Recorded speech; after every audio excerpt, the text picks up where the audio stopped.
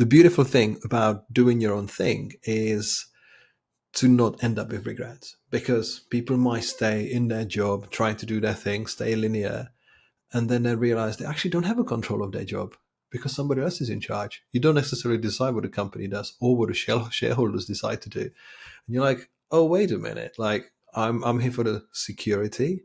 Yet everything's insecure. The markets change. We've got cost of living crisis. We had financial crisis.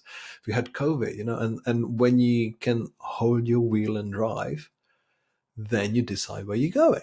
You might never know because you don't have the map. The sat nav doesn't work for future. It works for now. And it's like, where do I go with this? What do I do? But you know what?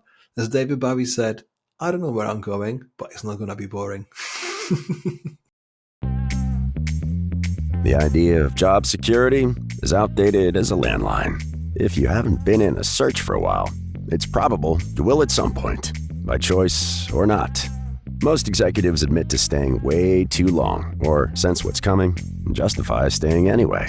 Here, there's another reason. The faulty belief that navigating to what's next will inevitably be worse and has to suck.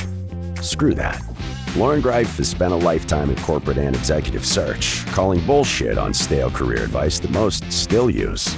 This is Career Blast in a Half, the career podcast for executives ready to cut past outdated career advice to fuel your outcomes now. So let's go.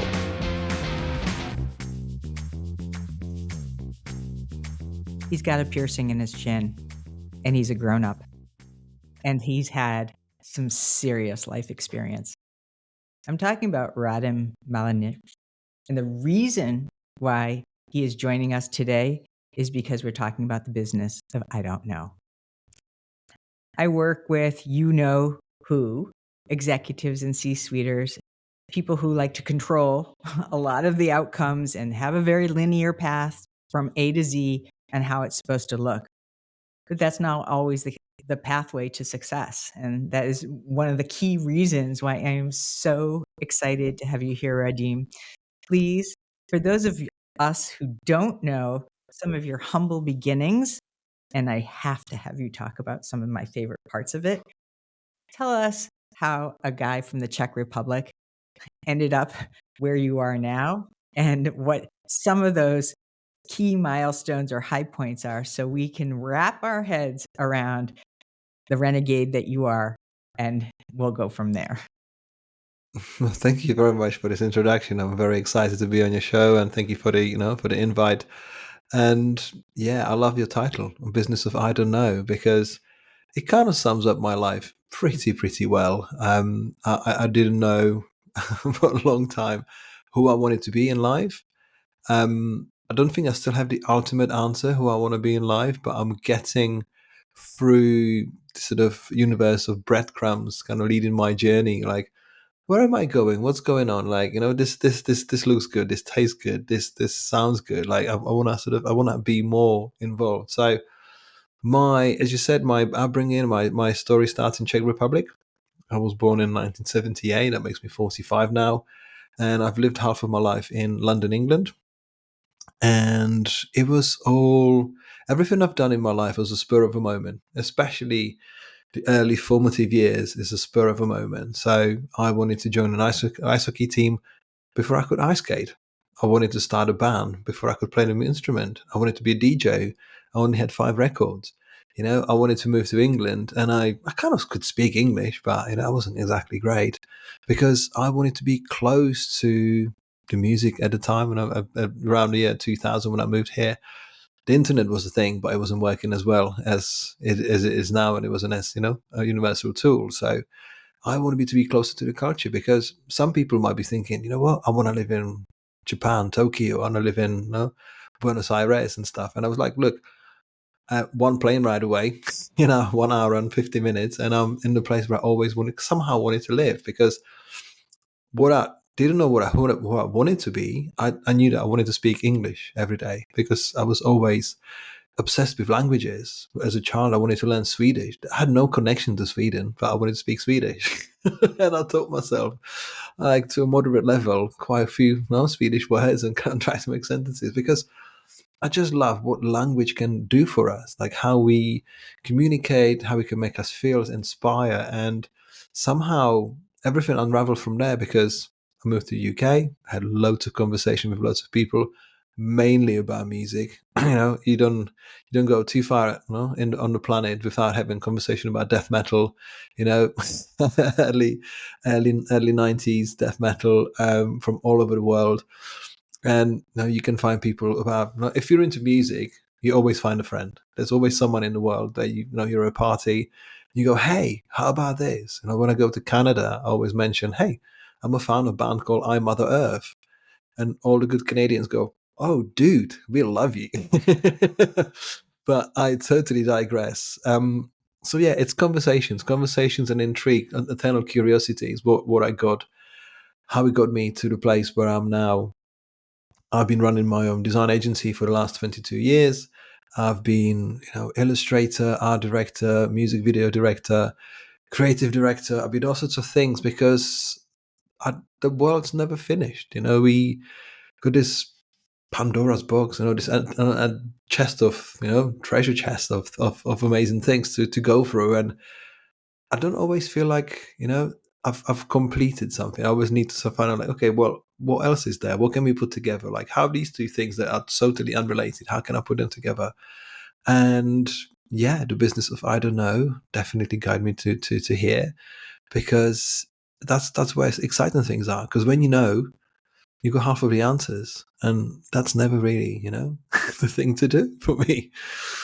For those of us who may not be familiar with Brand New, your agency, tell us about some of the clients that you serve, because I know that that has been maybe even a very lofty or unexpected surprise. How are you working with these big, big brands, having huge, huge conversations if you don't know Jack?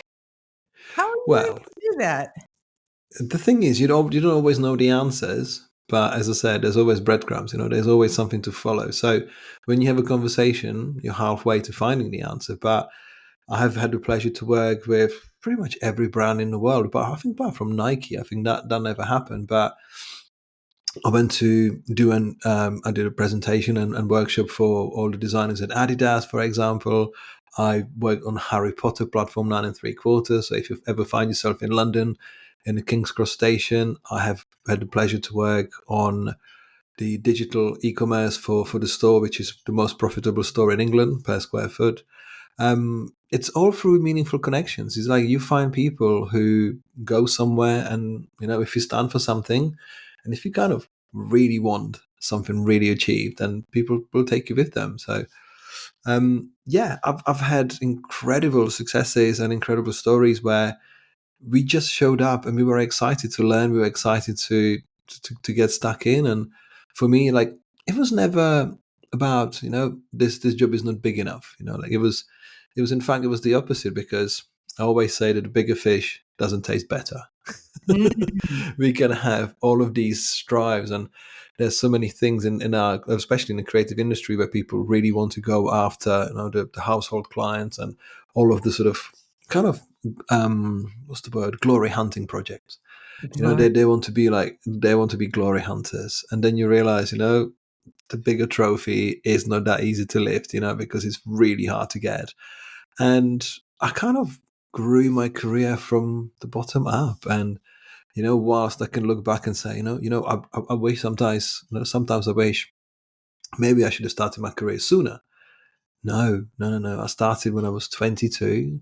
I have already tried many different things in my 20s and late teenage years, and it kind of gives me what I always say, like the sort of the magic ingredients of what I want to take forward. Because you know any skills, like so someone asked me the other day about like how do you solve problem with a big client, and I'm like, it's like being in a band, because you got 5 people, you want to keep everyone happy, you have to compromise, we have to find something, you set yourself a genre, you set yourself a style, and then you find your freedom and limitations. And yeah, having a branding agency always stemmed from my love for illustration and visual storytelling, and that kind of gave us that niche and something different in the world to offer. Because when you excite people, they want to work with you.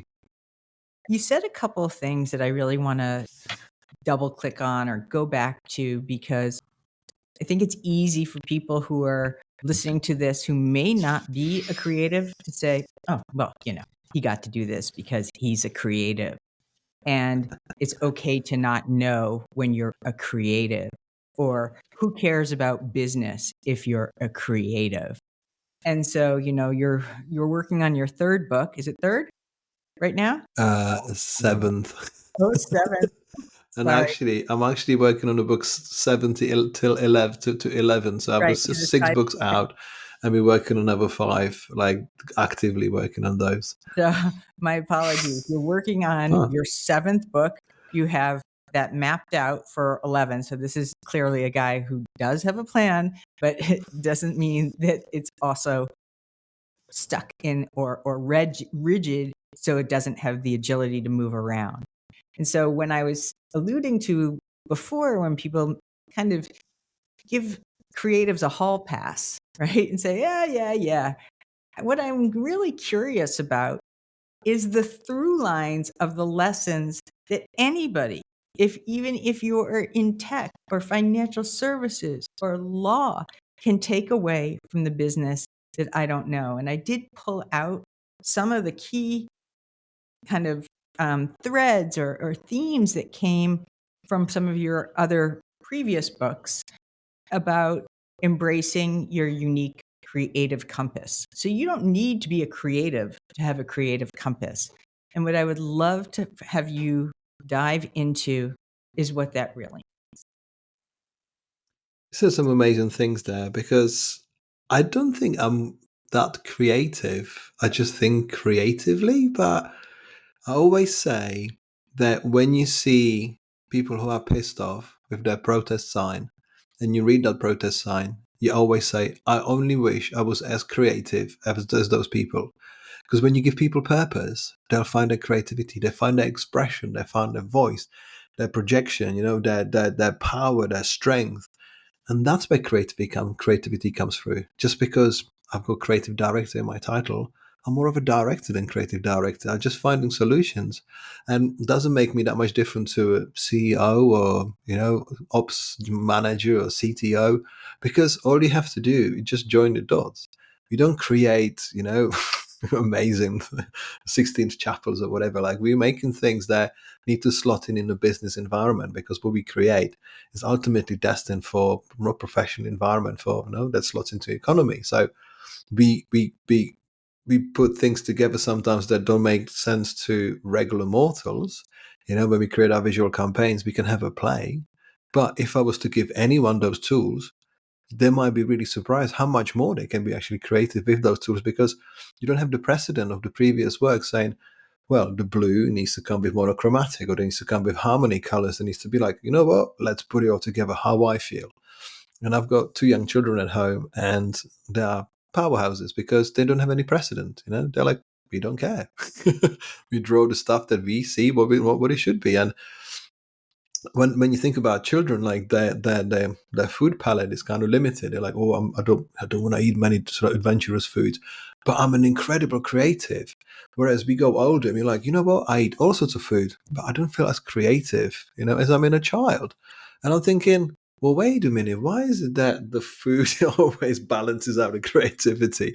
We should be all together, because I just feel we've been given the most fantastic time to live on this planet, especially now, because, it's never been ideal, and it never will be ideal, but we live currently in a climate which some of it is very broken, and some of it's fine, but some of us are lucky to live wherever we want to be, speak the language we want to speak, we can do the things we want to do, and we can pivot at any moment we want to do, because sometimes you find yourself that your pivot is not the speedboat that can just do a 360 or 180 as quickly as you want. Sometimes our lives are a bit more like the cruise ship that takes a little bit of a while to change course.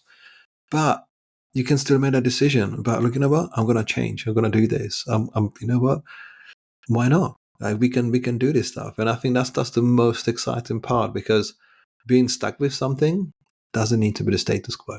That's it. I think that you're hitting a bit of a nerve, because This is true and not but. And unless you have that inner drive, it feels like it's daunting. People are constantly talking about all the things that are preventing them from getting to a certain place. You've opened up all the lanes and see it completely differently. So, is that coming from a place of mindset? Is that coming from a place of faith, of being able to just, I mean, you've said it in the earlier part of this podcast, you know, you did everything with no preparation. For most people, that would be the worst thing that they could ever do. So, how is it that you feel this level of freedom and sure-footedness that somehow it's all just going to work out? And what would you tell other people that are either obsessing or anxious about pursuing a path with some sense of confidence or levity? Sometimes say that you need to define your envy. You know, you Mhm. need to, we see everybody around doing, supposedly amazing things, and some people are, clearly doing those things. Some people might be just lying because social media and anyone can say anything they want. But I kind of liken it to the highway of life and creativity. So let's talk about a highway of life. So 5 lanes, let's talk about the LA 5 lanes, and you go the slow lane all the way up to the fast lane. And in the fast lane, there's all the flashy cars. Everyone's going fast. Everyone's in a hurry somewhere and don't know really where. And then you get people in the slow lane, and they're looking at those people in the fast lane and go, well, that looks quite good. It's fast, it's flashy, it's bold. Clearly they've got money, they've got a lifestyle. I must be aspiring to that. Only to realize that taking things the way you need to take them in any lane you need to be, it's always your true story. The society, I think, tried to sort of, in a way, sort of bamboozle us and reprogram us to say, we've got success porn, we've got money porn, like everyone's pretending to be, something they maybe not.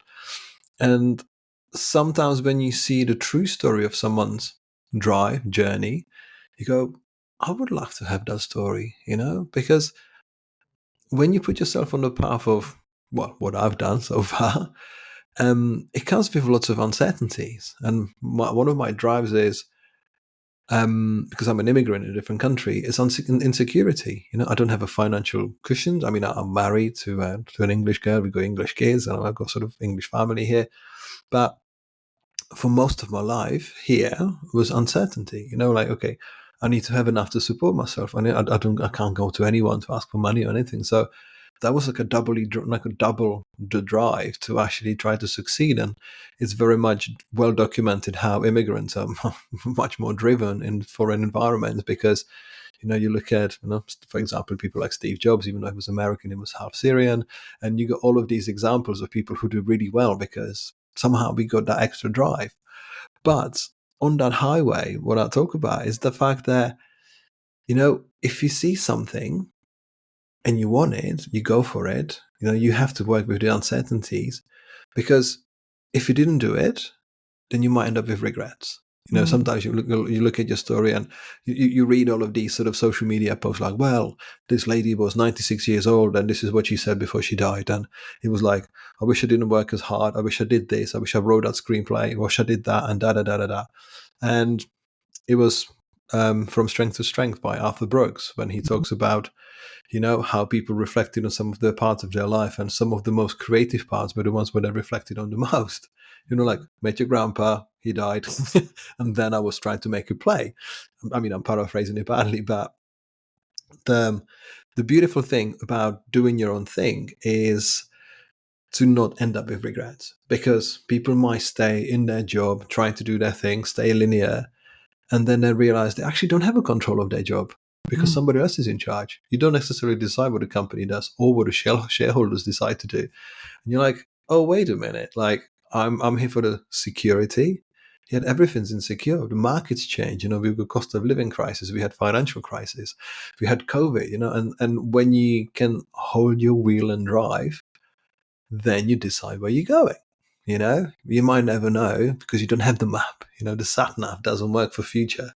It Yeah. works for now. And it's like, where do I go with this? What do I do? But you know what? As David Bowie said, I don't know where I'm going, but it's not going to be boring. I'm with you there.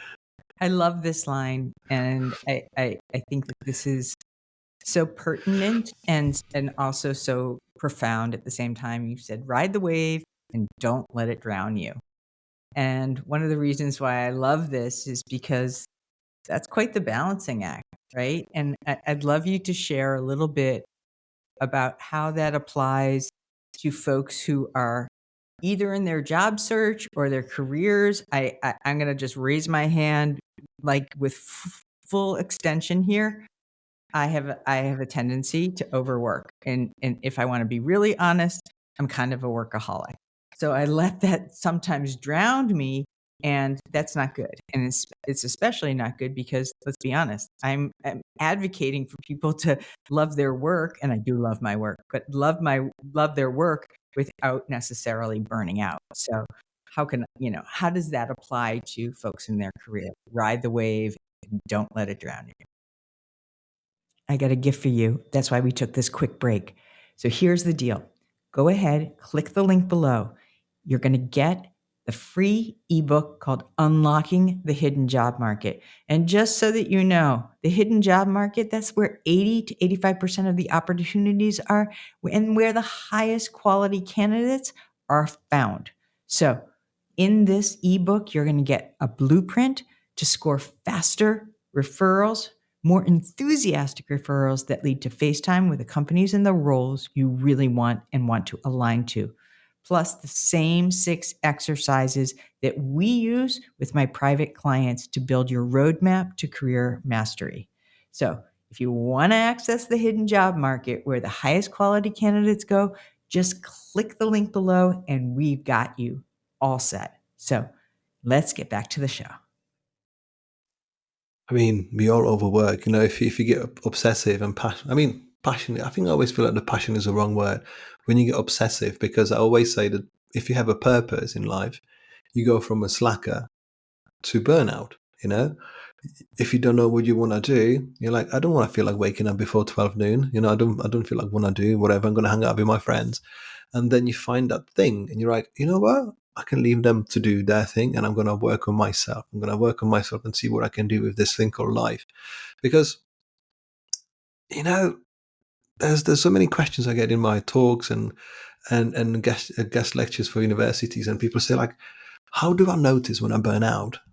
And I'm like, well, the burnout, there's many different facets of burnout, but when you do that thing that you love so much and you do it all the time because you can't see yourself doing anything else, that's sometimes the necessary byproduct, because you're going to only sort of do through pattern recognition, you're going to improve on yourself and you find your time how to do the thing that you love and look after yourself, because we all have to burn out at least once, twice, 10 times, because that's just the journey of life. That's how we need to learn. If I tell you that the oven or the fire is hot, what are you gonna do? Like, well, I don't trust you. I'm gonna put my finger in the oven, or I'm gonna put my finger in a flame, or whatever.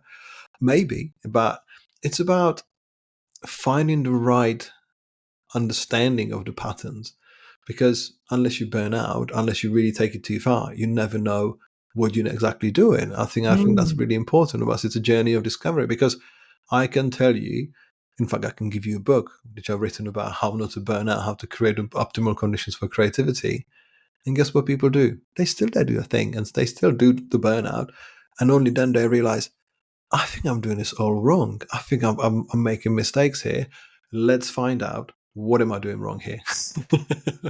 Because we need that experience. We need it. And, I think I'm not an advocate for work crazy. I'm very much against working at night. I mean, we need to listen to our bodies, and I think we need to do this stuff. But my working record is terrible in on paper, and also equally impressive, because in 20 years of my careers, I've put in 30 years of hours. I worked 2 days in one day for most of my career, because I was in Disneyland. It was the most amazing thing ever, not obviously for American listeners. I wasn't in Disneyland per se, but hypothetical Disneyland, having the tools, having the work, clients, and my work turned into what I didn't know at the time, obsession, because the survival instinct kicked in, the dopamine kicked in, adrenaline kicked in, the success receptors were going, we're doing good here. Like, you're needed, you got instant gratification, delayed gratification, everything's happening, everything that you started working towards is happening. You watered your seedlings and they are growing. This is amazing.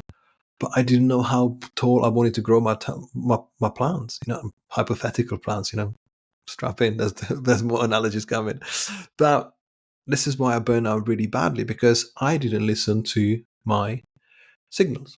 So I could see myself physically deteriorating. I could see things in sort of like how it affected me. I was over caffeinated, dehydrated, and I had to do this. And I can tell everyone how it's been done. And I still get daily messages from people who listen to podcasts or read the books, and they're like, yeah, I had your advice, but I still did what I did. Like, we just don't always follow what we need to do. And that's the problem. So, steering this conversation into the direction of your up and coming book and series, you're talking about risk. I am. So, in the business of I don't know, how do you assess risk? Because risk, of course, is it can be so many things to so many people. You could be risking your reputation. You could be risking your financial, your nest egg. You could be risking just an identity of I'm switching from this area to that area. So talk to us, please, about your take on risk and what we need to avoid and what we need to embrace. Well, towards the end of last year, after I published 2 books in 1 year, which was Creativity for Sale and Mindful Creative, it was one of the risks, because I wanted to publish 2 books at the same time, because before somehow I managed to publish 4 books in about 5 years. And then I took 3 years out. I was working on my agency stuff. We had a second child. I was very much, and there was COVID, even though I managed to publish a book in the COVID. But for me, it was like, it's more about, the risk is always the direction, if that makes sense. Because anything in our life is a risk. You crossing a street is a risk. Getting on a plane is a risk. Eating food that you never had from a restaurant that looks a bit dodgy. Like, everything is a risk.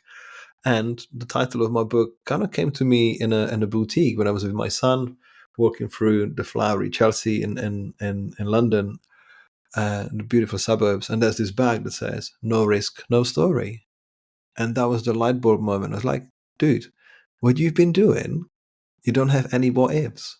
Like, right now, there's no what if. Like, you've just spent year of your life deflecting all new work for your agency. You just were servicing existing clients. I've scaled out my team just so I can actually pursue my dream of actually properly grow my publishing business. Because I think there's a natural end to our career. Sometimes our stories are made of different acts. Sometimes you got the CEO, or you got the high-powered exec who just goes from the junior in the ranks all the way to senior, and that's the end of it. That's the end of the story. Like, it's a very linear path. Whereas I just see with the no risk, no story is about, what? Let's do it. Let's do it. Like, there's a protagonist, like, you're the protagonist, and what can you be? Because if something fails, if something fails, you can always go back. Like, this is the beautiful thing. Like, if something doesn't work, well, there's always a fallback. Obviously, you had a job, you can change. But when we don't get lost on our sort of new journeys, we never know what we might discover. What is it that, it's sort of niggling at us? What was it that we can try to do? Because I didn't know I was going to be a graphic designer. I didn't know I was going to be brand director, let alone author. I mean, but I just could open my own doors. I realized there's doors, and if I don't open them, then I will never find out what's behind that door. At the beginning of my design career, I found this book book by Paul Arden called "It's Not How Good You Are, It's How Good You Want to Be." You don't even need to read a book. That cover is like everything. And I realized I was average DJ. My band was above average. I could have been a better ice hockey player. I could, do all sorts of things better. And I realized, you know what? Now is my chance. I'm growing older. My patience is getting bigger. I can actually spend time knuckle down and I can push away some of the noise. Of course, it takes me, everything started making sense when I was 40. It's like, okay, so we picked up all of this knowledge, picked up all of this sort of patience and a vision of where we can go with this. And let's double down on this path and see for the next 5 to 10 years what we can get out of this. Because my dream is to have 12 books and see what I do next, turn into documentaries or do things. Because the best bit is if you start trying new food, again, analogy alert. When you start trying new food and it tastes fucking good, you're like, I'm coming to this restaurant every week. We're going to do this because you're discovering something new. Your receptors are popping up going, dude, we're going to try this. This is amazing. And that's what it is with creativity and life stories and conversations and explorations. Like we opening things that were not open to us before. And that's just the biggest reward because, you know, whoever did drugs in their life or tried new things or had sex for the first time, you never have the same feeling twice, So it's like, how do you find new experiences? Because the life's not complete unless, you've tried everything really, in my opinion. I cannot wait for this book. I also absolutely love the title, and I am a big, big, big believer that even though those risks are happening, right, it's almost like you get better at taking risks, even though every time it's a new risk. It's almost like the fear quotient starts getting smaller and smaller, even though the risk can be bigger and bigger, just because exactly how it echoed in your story. You did it here, you did it there, and you developed that muscle. I can So tell you, like, we're in the business of I don't know. Sorry for jumping in, but I just yeah, wanted to attach the little couple of things on that thing yes, you please. just said. Um, no risk, no story is about how to be okay when you're not okay, because everything f's up. Everything messes up. Like there's always an issue with something doesn't work. But I've learned this from one of my therapists. She said people come here because they want to learn how to feel. Sorry, I always get it wrong. People come here because they don't want to feel bad, yet they need to learn how to feel okay feeling bad. And Mhm. this is all about risks. You like things but just might not work out. Sometimes when you think about the success rate of companies, Apple's got a graveyard of products that never worked out. Google's got the same for Amazon. Whereas in our lives, we tell ourselves that we have to somehow be going step up, step up, step up, step up, getting the accolades, getting the successes, getting the exit plans from companies. But no, sometimes you go 2 steps up and then you take a lift back to the basement. Even though if you don't want it. And I think this is that thing. Like, you know what? If it's not complicated sometimes, then what is it? Because it needs to have some challenges. Like we are hardwired for challenges because survival instincts. We need problem solving, and you know, people. I've known stories of people who like retire really early and they get bored because they got nothing to do. There's only that many rounds of golf you can play and take a boat on a lake, or on a river, or in the sea. And it's like we need challenges, we need things. And you know what? I never knew that I would be doing this, but I don't know. When I was a child, I thought when I saw people in suits going to work in suits, I was like, I want to do that. And then I grew up and I was like, yeah, I'm not going to do that because I think there's other things to do in life, and you know what, we can all dress nicely, but I just felt somehow because there was no manual for me, like I didn't have a pushy parent to tell me, I have to do this and you have to do that. I just made my own sort of map and followed it, and that, it was by accident, more or less. By accident. There is no accident is really what I think we end up figuring out after we think we've made a bunch of errors and there was an accident. But honestly, from my perspective, and certainly as I sit, across the pond from you, I don't see any accidents. I see a lot of good fortune that happened, not necessarily in an expected way. What I want to Thank you. do is have you share with us. I almost feel like I need to ask you to give us a permission slip. I use these Post-its from time to time, and I need a reminder every now and again because I too get a little like high strung and freaked out about things. And this one here, that I've had for a while in 2024 says, "This is happening. This is happening." And I really look to you, Radim, as a way of allowing us all, like I said, that permission, and also the kind of quiet applause to say, "Hey, you know what? Go make a mess. Go make a mess. Go experiment with this mess, and then come out and figure something out from the mess." So, what would your Post-it be that is also doubling as a permission slip? Wow. Yeah, that's a good one. I think we act on our impulses. We've got impulses. We're like, I want to be something. I want to be that tomorrow. And I remember as a teenager, I started trying to make some music on a computer, like just putting samples together.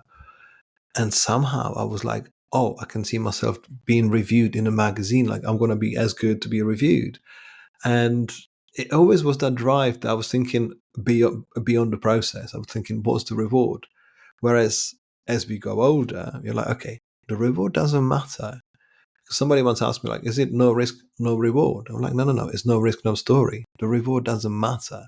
Because Mm. we can be in situations and someone says, okay, so you're the creative one, so tell me what's the answer. I'm like, I've been here for 5 minutes. I've got no idea what we're talking about. You just allow yourself the time. And I just feel like when you talk about a mess and making things clearer and getting more clarity in the process and the outcome, I just love the fact that when people build a house with bricks, not the American with wood, if you're on a building site, it's a mess. It doesn't take shape for a long time. Things wobble. You need to rebuild things. You need to change things. And only then you have the outcome. Only then you see the end of the result of your plan, your story, your actions. And I think we've grown very impatient in a way that Mm. if something doesn't stick within 5 minutes, 10 minutes, 2 days, 3 hours, whatever, I'm making random sort of lengths of time, we get impatient and we don't allow ourselves the time to actually explore because somehow we feel that, the highway of life, the fast lane, there's the fast people going strong. And like, well, I'm taking my own time and is that okay? Like, can I do this? Because there's nothing more amazing than living your own story, and making the sense out of the mess. It's our mess. It doesn't need to bother anyone else. And I think that's the most amazing part because, for example, writing books, it's a mess. It's a lot of mess until it becomes clear at the very end. We're ready. It's somehow like we've cleaned everything up, we've done stuff. And because I run my own publishing company, for example, to give you an example, I've got an idea for a book. I've got about 5,000 words of sketches in my phone. It's gonna take a while for it to be, crystal clear. But that's the good part because we don't always want to delay the gratification. I can tell you of how many friends and people I know who would love to have written a book, but they don't fancy the process of writing it. They would just like to have it written. But that's the Mm. best part because it's taken me about 8 years to find out how to write books. Because at first it was impulsion. It was like, it was the business of I don't know. It's like, I know how to design a book. I know how to write. And well, I know, as you can tell from my accent and from my grammar, it's help of editors that make it clean. But it's making those baby steps and working out what's the next door, what's to open, and then have feedback come back and people say, well, great book. When is the second one coming up? I'm like, what do you mean? I just finished one. And then you just go and you get spurred on by friends and people and readers and it actually sells. You're like, okay, actually I can make a living from this. This is fun. Wait a minute. No one's doing this. It's like around me, you see people like high up, very top, and there's the self-publishing sort of middle ground and stuff. You're thinking, well, I can turn this into a business. We can do this properly and I'll see what it is because no one says you can't do this. We Right. are democratize. We can do stuff. This conversation doesn't have to be broadcast on ABC or BBC or whatever. Like, we're having this conversation because we want to have this conversation. We want to share with people. And I think if there's anything in this world that I want to want to have people to take away from this conversation and from the books and or what you do and what I do, is just that anything goes. Like, you can do anything. Like, if someone has proven the concept that they can do it, you can do it. For that reason, I started doing public speaking, because I was bored what I was hearing on the stage, because people talked about themselves, not what I can take home. The books were just, for example, books in my industry were just a bit boring. They haven't really reinvented themselves. So I just tried weird things, and they sold more than the traditional books. You're like, well, wait a minute. It was all about that risk. I didn't label it risk. I didn't think of it as a risk. It was more of a challenge, conundrum, question, like, what can I do? Because what I always say, especially at the moment, is that no one's waiting for your greatness. Especially in the creative industry, no one's waiting for your greatness, unless you got very pushy parents or somehow somewhere, like some sort of mega fan. Okay. No one's waiting for this, because we have to. It's got to come from us. I'm taking that. No one is waiting for your greatness. I'm taking that. But from you. But from you. That's right. Ooh. And then I need to ask you this. As a former DJ and as somebody who is in a band and loves music, this is going to be a hard one. Do you have a walk-up song? Do you have that song that like pumps you up every time? I don't care if it's heavy metal. I don't care if it's okay. I mean, I'm going to ask. Oh yeah. Okay. So I'm putting together my. This is amazing. Thank you for this question, because I've been living unknowingly that question for the last 5 weeks. I'm putting together. I don't know when this is coming out, but it's my cut out of the bag. But I'm doing a headline talk, one of the headline talks of Barcelona in April, and they put me on the main stage, and I'm thinking, well, the challenge is there. Like, it just gotta be, not only I've got different things to say to other people, because I'm promoting my books rather than my creative sort of, visual business in my studio. So I was like, okay, we need a killer song to come on. And I'm a big fan. So normally it would be Mute Math. So I'm a fan of Darren King, the drummer.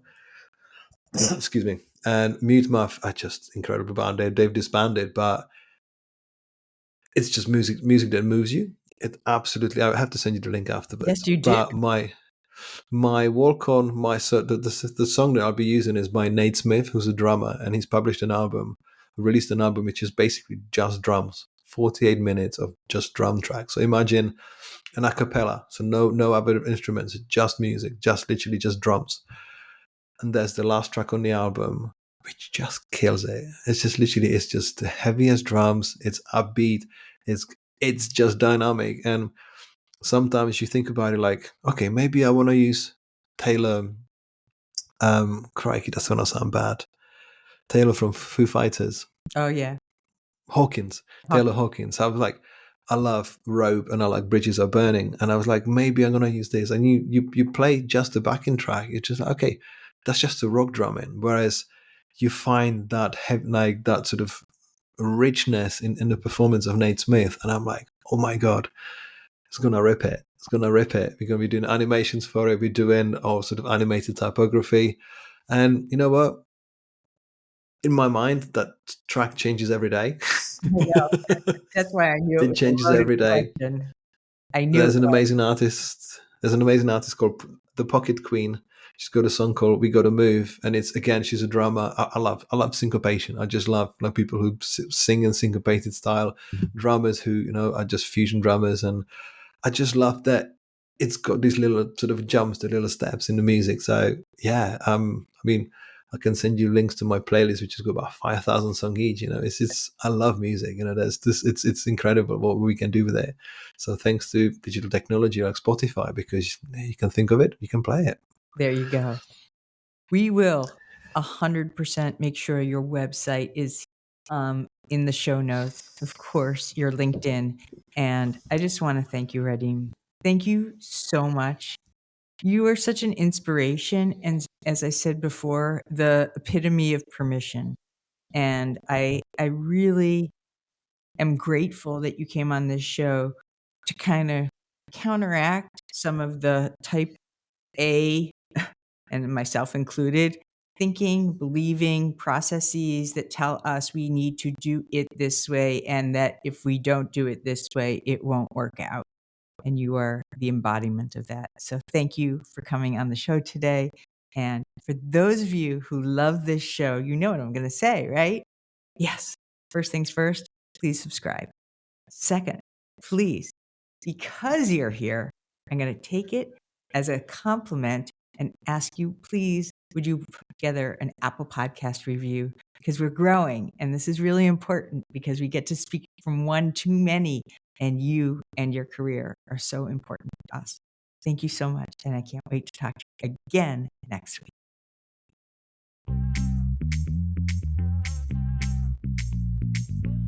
Thank you for joining today. We appreciate your listening ears.